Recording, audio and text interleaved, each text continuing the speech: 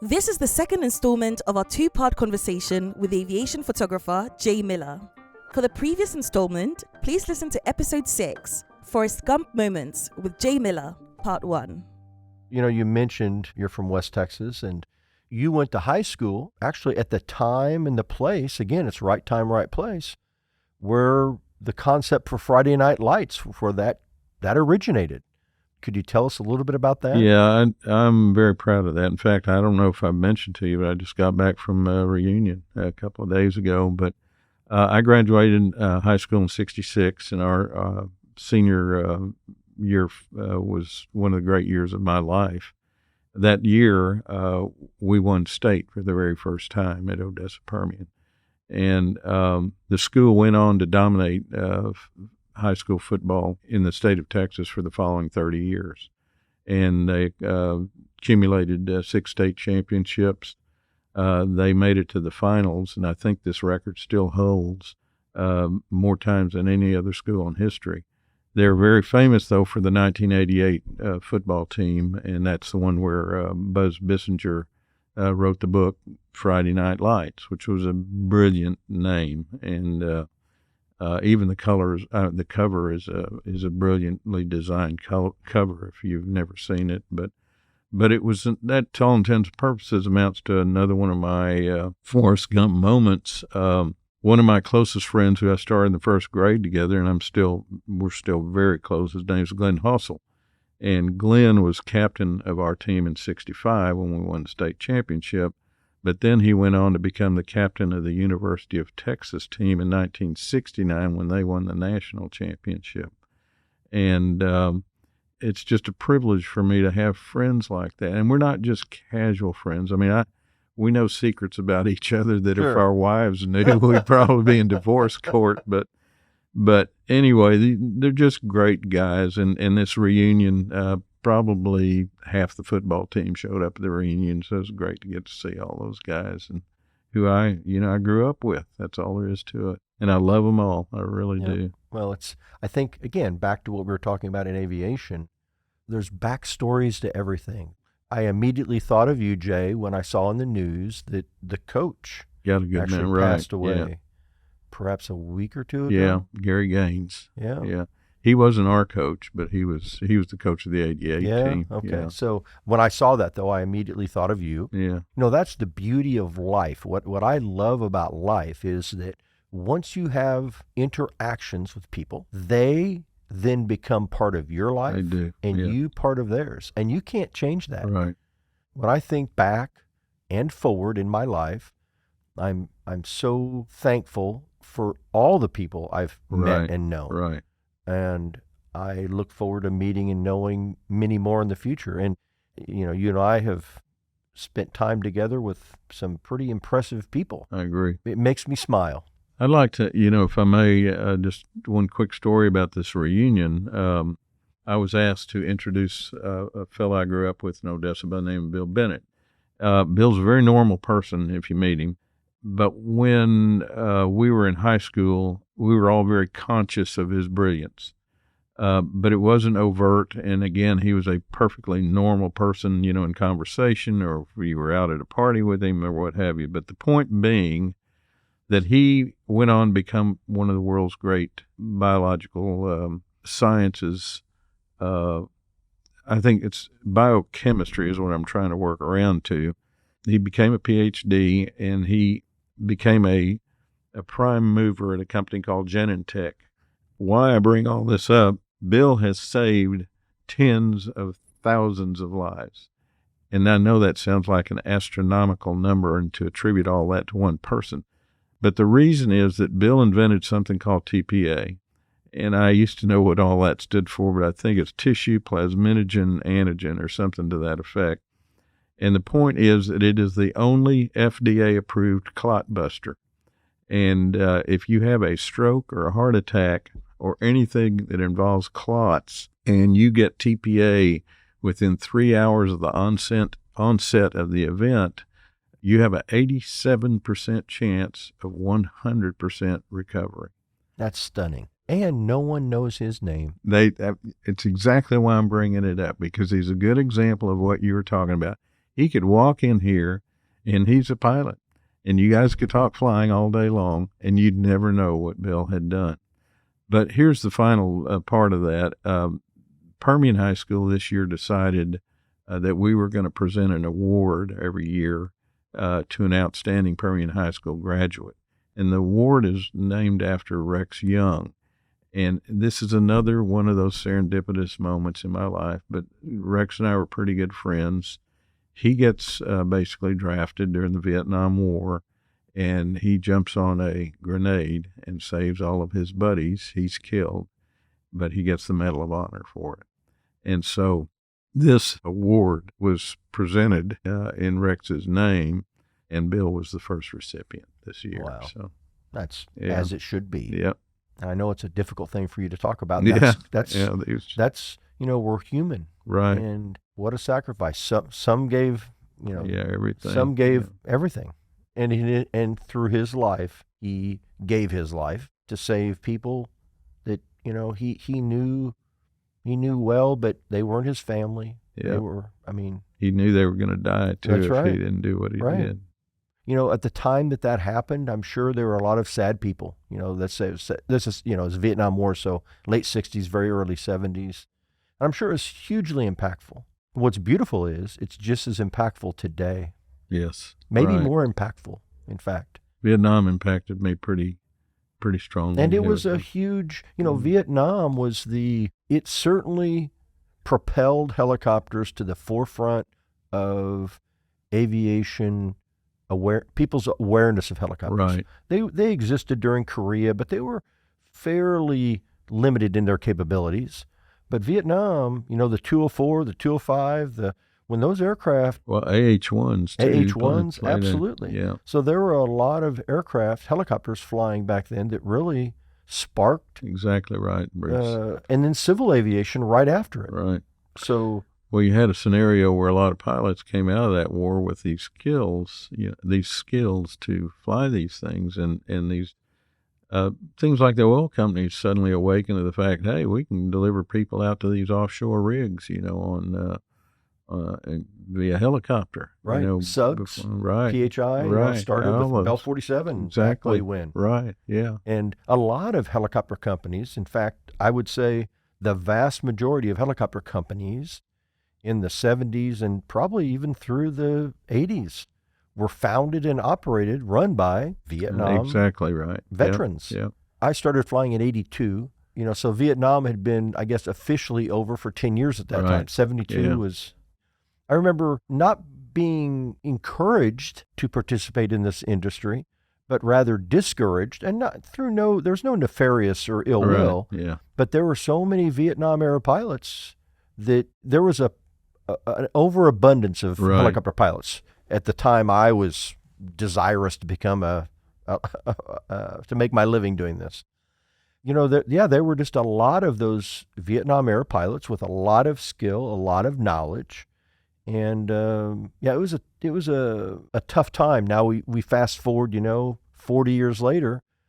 I think the opposite's true now. Right. Yeah. It's difficult to find competent aviators, whether you're talking fixed wing or rotary wing. Vietnam certainly propelled helicopters to the forefront of what we are today. And there's another issue too I've thought back on. Bell built 18,000. I'm not sure they were all UH-1s, but during that period of time, 18,000 helicopters. And one of the things that I think occurred is that whether it was conscious or a subliminal scenario, the public's impression of helicopters changed because of Vietnam. I think the public had always held helicopters at arm's length because safety concerns. They weren't aware that, in general, a helicopter is just as safe as any other flying machine. And it's the jobs that they perform which are more dangerous. Right, exactly. But I don't think the average layperson fully understands that. I'll tell you what would bring that home, though, if you show them that one where the guys are doing the electrical, those lines, where they reach out with their... Sure, they bond to the line. It may not be the most dangerous job in the world, but it sure gives you the visual impression of being the most... Yes. Well, now, and that's evolved into, human external cargo. There's a lot of people out there now. We've evolved from doing it. Well, we still do work on platforms attached to aircraft, Right. but now, they're working on lines below the aircraft. There's the advancements, but it all started with that spark. It did. And, Exactly right. Yeah. For me, I've been fortunate that I've worked with a lot of those people. I have had the opportunity to learn Right. from both their skill and their successes, but also their failures. Right. And mentorship, we need to do more of that in our business. I think there's a lot, there was mentorship. There has been mentorship. I think we're getting better at it, perhaps. But part of that is the fledgling aviator has to reach out and be desirous of it. Just as you said, you go to an airport and you see some guy that you think, when I was 18, 19, 20 years old, I'm 58 now. If I'd see somebody my age, I'd be like, what's that old guy doing out here? Yeah. Now, being the 58-year-old guy, we all need to step back because there's a lot of knowledge, and they're not going to boast about it. In fact, sometimes you have to draw it out of them. I was just going to say, oftentimes they're the other extreme. I would say that, over the course of my life, I've bumped into that. In 1983, I decided to write a definitive history of the Lockheed U-2. And as I'm sure most of your listeners will remember, that's the airplane that Francis Gary Powers was flying in 1960 when he was shot down. And the U-2 has an extraordinary history. But when I tackled that book, the problem I knew I was going to have was getting people to talk about their experiences. And I found some very cooperative. But there was one fella, and I can't remember Forrest's last name. It'll come to. I'm sorry, my memories and all everybody's names. Oh, I think your memory is excellent. I can't remember yesterday. So here's the thing. We lived in Austin then, and probably half mile from the house, there was a Texaco gas station. And I used to go there all the time to get my, our cars filled. And some way, and I'm trying to remember now exactly how it came up, but some way I learned that the man who owned that Texaco station was a U-2 pilot. And so I stopped in, and I'd seen him a number of times. He obviously was an older guy. And so finally I walked up. He was sitting in his office there, and I said, Forrest, I said, somebody said you flew U-2s. And he said, yeah. He said, I did. And I said, well, I'm working on a book on the Lockheed U-2, and I was wondering if you might be willing to talk to me. And he said, no, I won't.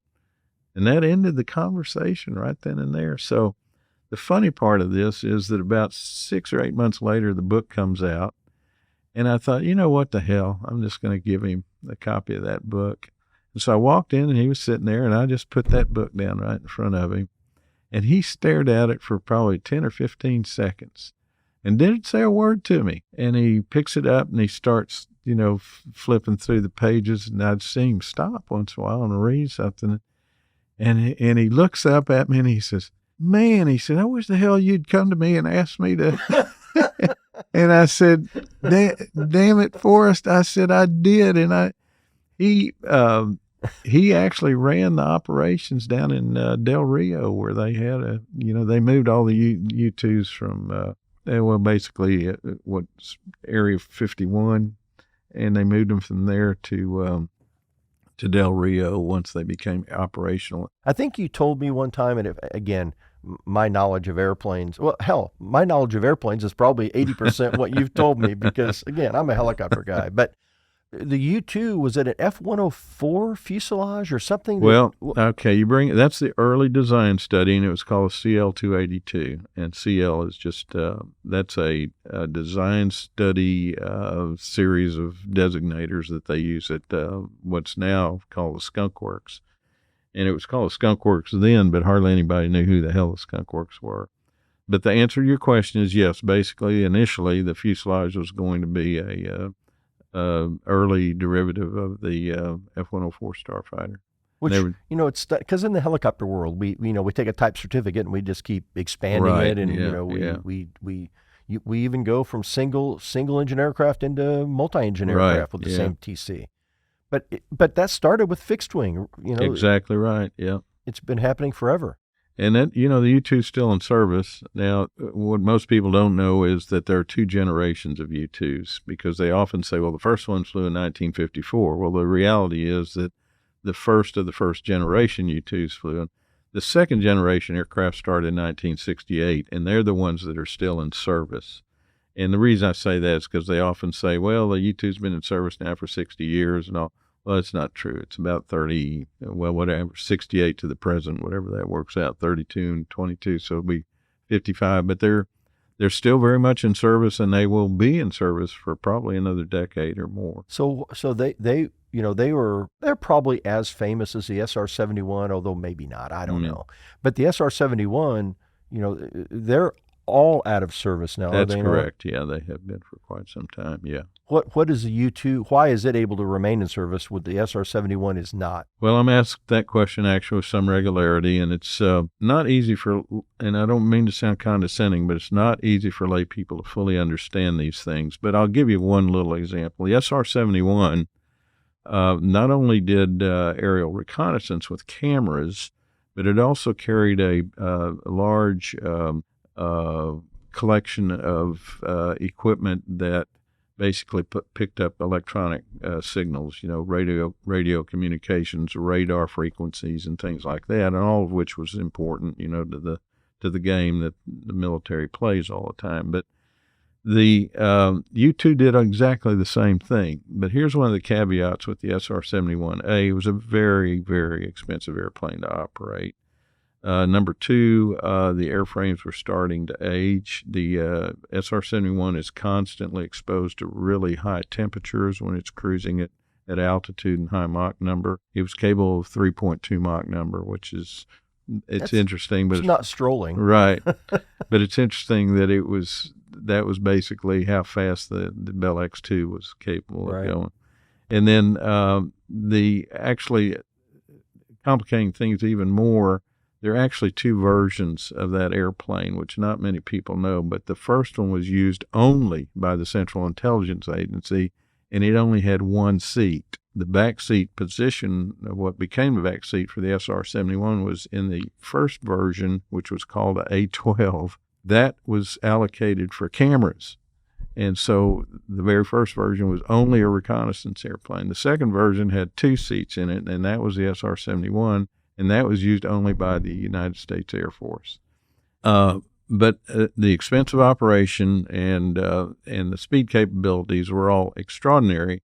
But what, again, very, very few people know is that the airplane, because of its operating cruise speed, developed a ion. It's like a boundary layer across the entire aircraft.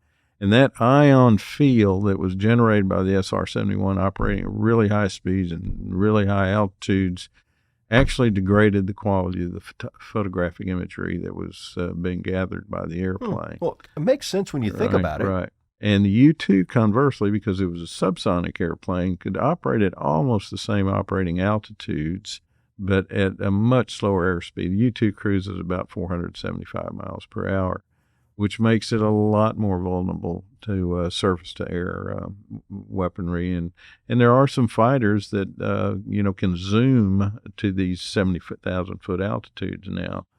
That doesn't mean they can necessarily shoot something down, but so the U-2, in the long term of things, has ended up being the more practical option. And there is already a huge transition going on with unmanned aerial vehicles. While you were talking, I couldn't help but think. It was one of our conversations with one of your friends, but we were discussing books and publishing books.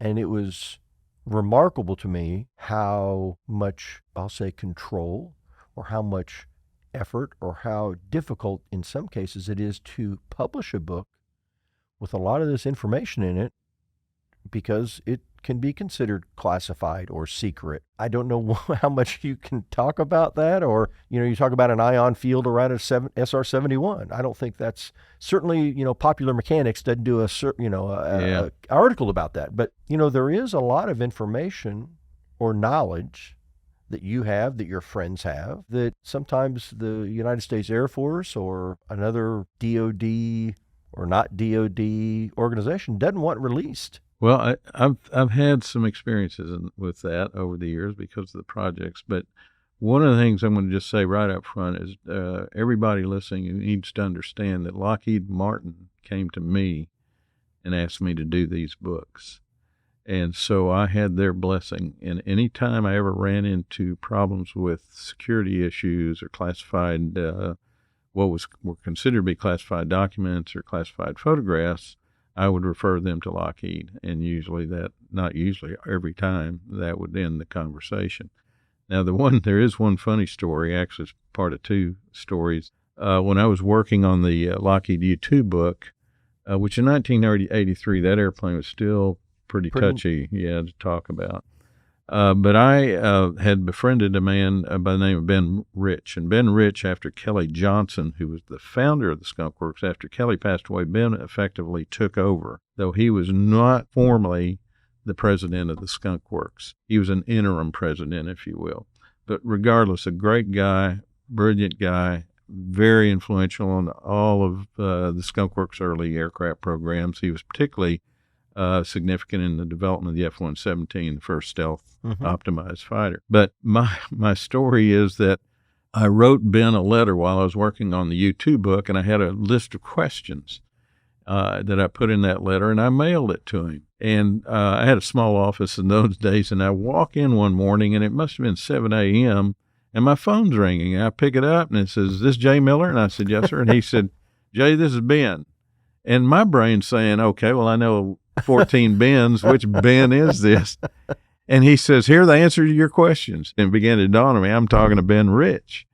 And so he went through and everything, but he gets down to one question, and it concerned, and this is something that's little known, but in the early days of the U-2, they flew them on and off aircraft carriers. No idea that's possible. And that took place in the Pacific because the French were testing some nuclear weapons out in the Pacific, and we wanted to know, what the contents of their nuclear weapons were, what they were using in the way of, nuclear, basically things like uranium and plutonium and all of that. So anyway, he gets to that and he says, "I can't say a damn thing about that." and he gets down to the last question. He answers that and he says, "You need anything else?" And I said, "No, that's about all I needed, Ben." And he hangs up the phone. Well, one of those questions, though, was about those U-2s operating off of aircraft carriers, because at the time when I wrote that letter, nobody knew that was going on. It was very hush. They didn't want the French to know we were. Sure, right. And so when my book came out, and the reason I'm bringing this up, there was a classified code name, and I used to remember it, but unfortunately I can't right now. It's probably better than I can. Yeah, so. But I didn't know it was classified, but I put it in my book, when I'm describing this operation of aircraft carriers. And so my phone rings one day, and it's this guy from the Central Intelligence Agency. And he said, "I got a couple of questions for you." He said, "Where did you get that code name?" And I said, "Well, the way you're asking that question, I probably ought not to answer." And he said, "Well, we were just kind of curious. We've never been able to use that code name around here at the CIA, when people from the outside, they're sending queries." And he said, "But now that it's in your book," he said, "we can use it because it's unclassified." And then his second question was, he said, "You have a picture on page so-and-so, and you have another picture on page so-and-so." And he said, "Can we get copies of these pictures?" And I said, "Well, Jesus," I said, "those are your photographs. They're Central Intelligence Agency photos." And he says, "Yeah, we know that." He said, "But every one of our copies has the word secret stamped on the back of it." He said, "And yours are obviously," and he was right. They did not have the word secret stamped on the back of them. So I made copies of all those, and I get this nice letter, so, oh man, we can't thank you enough. Now we can finally send, Sure. I mean, it's just crazy, little things like that. But I look back on it now and I still laugh about that.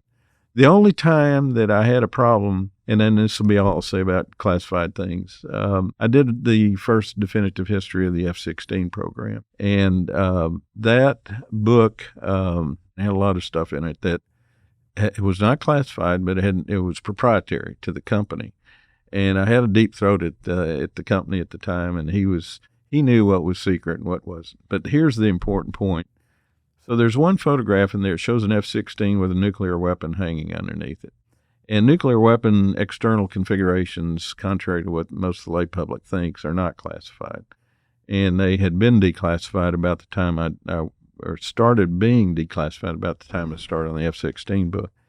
But I ran this picture and didn't really think much about it at the time. But one day I get a call, and it's a guy, he's head of, can't remember now what it was, with the U.S. Navy, of all things. And you got to remember the F-16 was an Air Force program. And he says, my name's so-and-so. And he said, there's a picture in your book. And, we want to know a little bit more about that photograph. And I'd like to drive out. He was in Corpus Christi. And I said, come on up. So next day, early in the morning, he walks in the door there. And we sit down. It was initially a pleasant conversation. And he finally said, you've got a photo in there. And so I flipped to that. And the moment I saw the F-16 with the nuke, I realized he was, and he said, we need to know where you got that picture and how you got permission to use that picture. And I said, I'm going to save you a whole lot of time. I said, that photograph was sent to me by General Dynamics over in Fort Worth, Texas.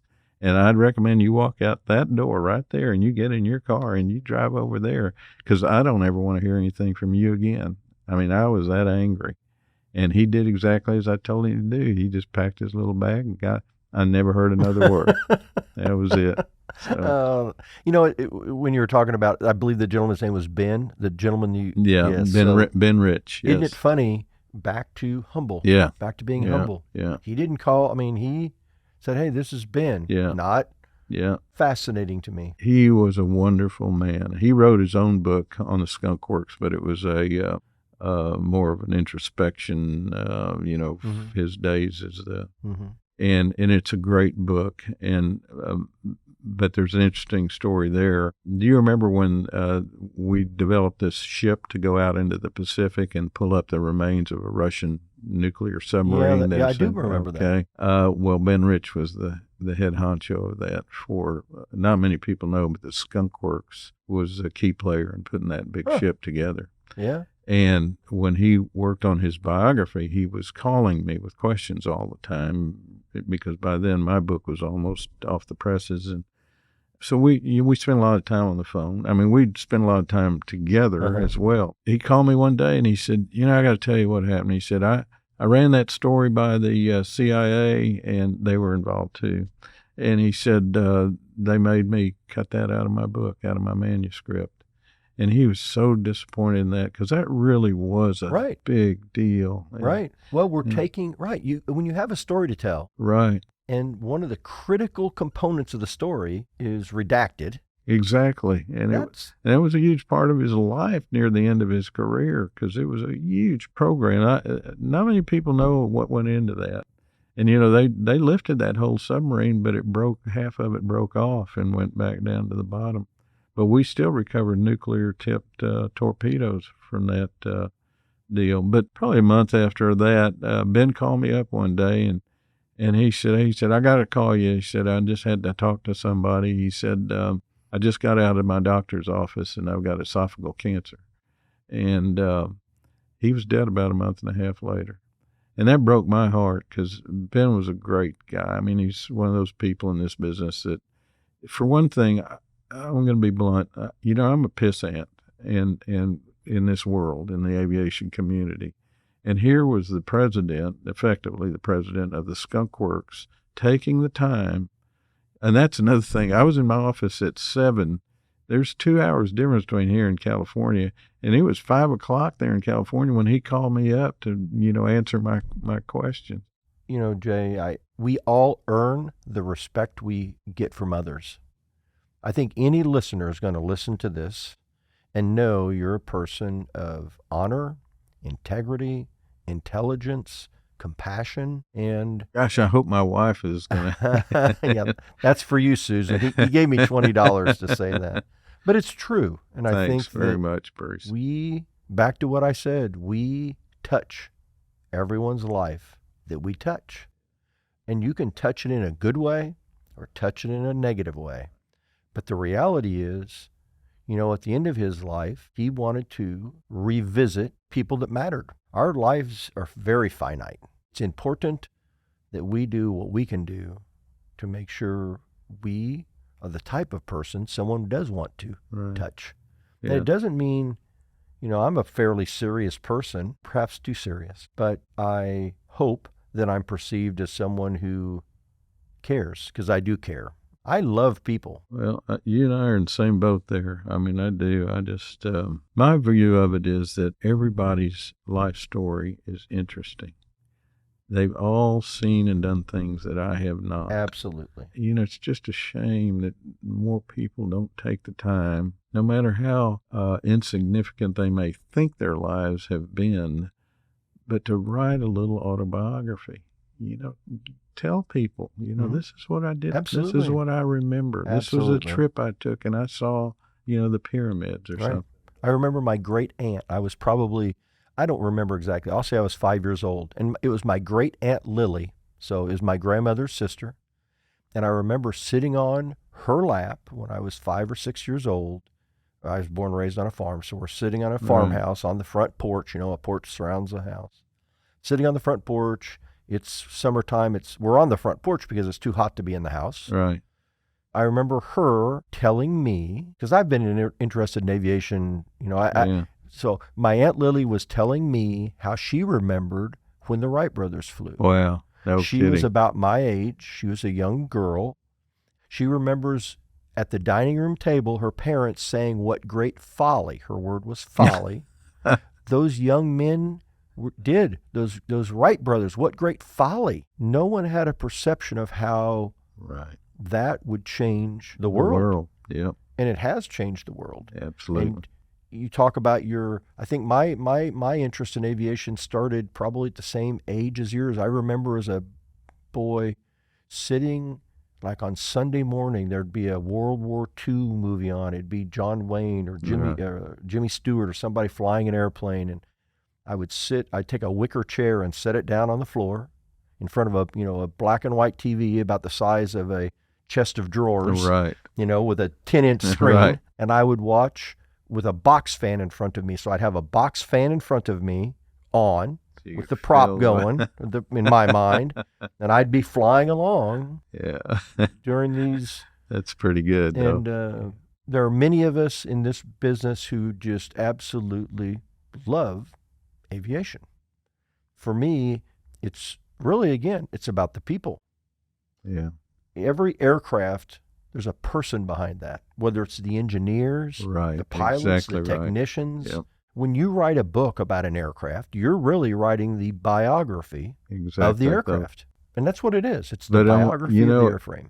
Concurrently, though, in some respects, you're writing, it's not their whole life story, but you are writing a story about a piece of their lives. And those people are proud of that. And I have taken pride in knowing they have come up to me and said, I worked on B-58 5668 or whatever it happens to be, which happens to be an interesting B-58, but that's beside the point. But, I remember that was 12 months of my life I spent on that airplane. And, finally, I've got something I can show my grandkids. This is what I did. Right. And I never initially thought about my books from that perspective, but I'm happy about that. Right. I really am. We all are going to leave a legacy. We all leave a legacy. Yeah. Right. We can choose what that's going to be. Exactly. I could sit here and talk to Jay for hours, and I have talked to Jay for hours. This is, I guess, just a little taste of what we talk about when we're, we spend a lot of time together doing aerial photography across this country, and, that leads to, long dinners and lunches, and so I'm humbled and proud to call Jay my friend. Thanks. And again, I encourage any listener to, pick up anything that Jay has done. I think you'll be very pleased that you took the time. Very pleased. So I think we've reached our clearance limit. I'd like to, again, thank Jay for his time. Perhaps one day we'll do this again. We'll have an opportunity to do this again. But until next time, resume on navigation.